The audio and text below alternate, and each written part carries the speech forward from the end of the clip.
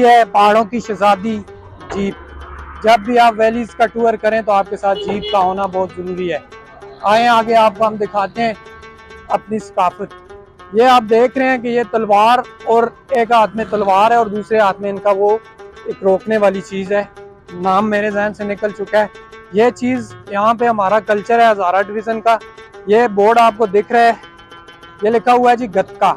ये हिंदको का लफ्ज़ है और ये हिंदको ज़ुबान और हिंदको कल्चर का ये एक ट्रेंड है। गतका ये हमारी शादी और खुशियों में खेला जाता है और हमारे त्यौहार और फेस्टिवल में।